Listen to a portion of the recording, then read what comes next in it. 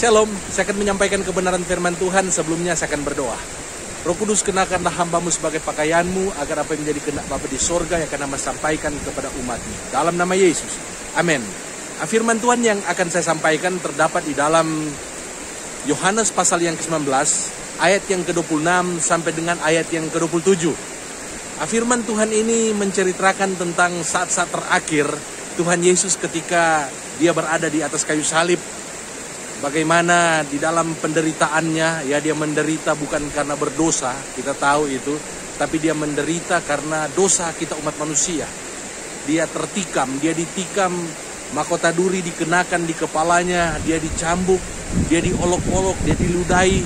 Itu bukan karena dosanya, bukan karena kejahatannya. Tidak ada kejahatan yang dia perbuat yang membuat dia harus dihukum, digantung di atas kayu salib. Tetapi itu semua karena pemberontakan saya dan saudara. Itu semua karena dosa seluruh umat manusia yang dilakukan dari sejak Adam dan Hawa itu ditanggungkan kepadanya. Dan dia di Taman Getsemani, dia tidak menolak itu. Sekalipun dia sempat berdoa, kalau boleh cawan ini lalu, tetapi bukan kehendakku, tapi kehendakmu yang terjadi. Dan akhirnya Tuhan Yesus taat kepada kehendak Bapa di sorga. Dan akhirnya dia rela disalibkan demi keselamatan saya dan saudara. Nah, di akhir-akhir kehidupannya di dunia ini, ketika dia disalib, dalam ayat yang ke-26, dia melihat ke bawah salib ada seorang ibu yang kita tahu adalah Maria. Maria, ibu daripada Yesus. Dan dia memperhatikan Maria, kemudian dia mengatakan, "Ibu, ini anakmu." Dan rupa-rupanya ada Yohanes, Rasul Yohanes di sampingnya. Dan itu merupakan pesan bahwa ibu ini atau mamanya ini akan dirawat oleh yang namanya Yohanes. Kemudian dalam ayat yang ke-27 dia berkata, "Hai anak, ini ibumu." Artinya perhatikan dia, kasihi dia. Dan kalau kita membaca dalam komentar, memang Yohanes ini adalah murid yang memang dikasih oleh Tuhan. Dan dia juga merupakan satu keluarga yang diberkati secara materi. Mereka punya kapal, ya. Mereka bersaudara, anak-anak guru Boanerges, ya. Mereka itu orang-orang yang diberkati secara materi. Dan Tuhan menitipkan Maria kepada Yohanes. Demikian juga sebaliknya, Yohanes akan dipimpin juga oleh Maria. Nah, kebenaran yang saya sampaikan ini kiranya mengingatkan kepada kita. Ingat, Tuhan Yesus begitu mengasihi orang tuanya. Sampai di atas kayu salib dia mengasihi ibunya. Dan saya percaya ini merupakan mungkin rahasia. Kalau kita melihat memang dari satu sisi, Yesus adalah Allah yang menjadi manusia. Dan dia diurapi oleh Roh Kudus. Roh Kudus memimpin dia. Sehingga dia berhasil di dalam pelayanannya di dunia ini. Tetapi kita tidak boleh lepaskan tentang peran daripada Maria dan Yusuf dalam mendidik dia.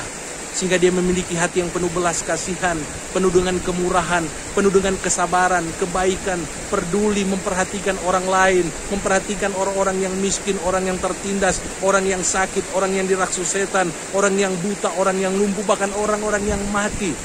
Bahkan janda-janda yang anaknya meninggal. Kita ingat peristiwa di kota Nain. Yesus tergerak oleh belas kasihan untuk menolong ibu janda. Anak satu-satunya tumpuan harapannya sudah meninggal. Dan dia tergerak oleh belas kasihan membangkitkan anak muda di Nain. Ini tidak lepas daripada didikan yang namanya Maria. Maria mendidik dia selama kurang lebih 30 tahun. Mendidik dia, mengajarkan dia akan firman Allah. Dan tentunya kita tidak boleh melupakan pengorbanan Maria dan Yusuf.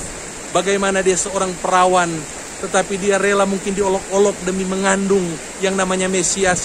Bagaimana mereka harus pergi juga ke Mesir karena mau dibunuh sama Herodes. Dan ada begitu banyak pergumulan yang dialami, penderitaan yang dialami demi Yesus, demi melindungi Yesus, demi menjaga Yesus, juru selamat, supaya Yesus bisa berkorban bagi umat manusia di atas kayu salib, supaya saya dan saudara dan dunia ini bisa diselamatkan. Di balik keberhasilan Yesus, ada seorang yang bernama Maria. Bagaimana dia mengasihi Yesus. Bagaimana dia bisa memandang Yesus yang tertikam. Bayangkan seorang ibu melihat anak yang dia kandung 9 bulan, yang dia besarkan, dan harus mati di tempat yang tidak terhormat. Karena terkutuklah orang yang digantung di atas kayu salib. Betapa hancur hatinya. Tetapi kita tahu Maria sudah dipersiapkan. Dia sudah mendengarkan nubuat bagaimana Yesus akan disalibkan. Dan dia sudah juga percaya kepada Yesus. Pasti Yesus mengajarkan dia tentang maksud dan tujuannya dia ada di dunia ini. Sehingga Maria menerimanya dengan ikhlas bahwa dia memang juru selamat umat manusia. Dan tentunya Yesus adalah pribadi yang tahu membalas kebaikan orang tuanya. Yesus tidak akan membiarkan Maria. Untuk itu dia menitipkan Maria kepada Rasul Yohanes. Dan saya percaya kalau kita juga ingin berhasil dalam hidup ini, diberkati rumah tangga kita, diberkatilah juga pekerjaan, bisnis, dan pelayanan kita. Ingat akan orang tua kita. Firman Allah berkata di dalam Keluaran 20 ayat yang ke-12, hormatilah ayahmu dan ibumu, supaya lanjut umurmu di tanah yang Tuhan karuniakan kepadamu. Hormati orang tuamu, bahkan hormati orang yang lebih tua daripadamu. Hormati pemimpin-pemimpinmu. Itu yang dilakukan juga oleh Yesus. Untuk itu kita melihat kehidupannya diberkati dan dia menjadi berkat. Dan kalau kita ingin hidup kita diberkati, kita sukses menjadi berkat bagi banyak orang, berhasil dalam pelayanan ini, mari kita lewati jalan yang Yesus tempuh. Bahkan di akhir kehidupannya, dia memperhatikan ibunya. Bahkan dia juga memperhatikan soal kesejahteraan daripada ibunya.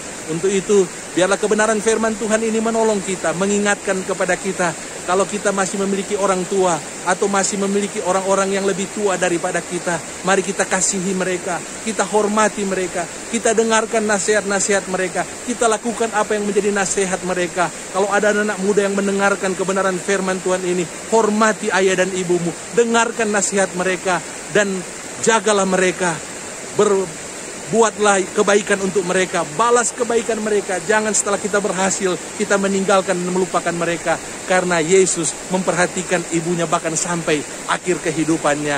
Tuhan Yesus kiranya memberkati kita semua yang mendengarkan kebenaran firman Tuhan ini.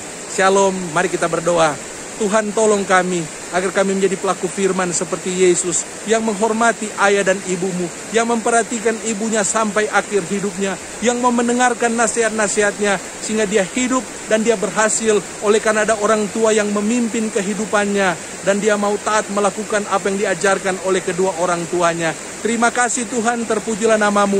Hamba berdoa Tuhan tolong agar kami menjadi semakin serupa dengan Tuhan Yesus Kristus di dalam mengasihi, secara khusus mengasihi orang tua kami, mengasihi keluarga kami, dan mengasihi sesama kami. Dalam nama Yesus, haleluya, amin. Puji nama Tuhan. Tuhan Yesus kiranya memberkati kita semua yang mendengarkan firman Tuhan ini. Dan tetap kuat, tetap bersemangat, tetap mengasihi sesama kita, mengasihi orang tua kita. Jadi berkat dimanapun kita berada. Shalom.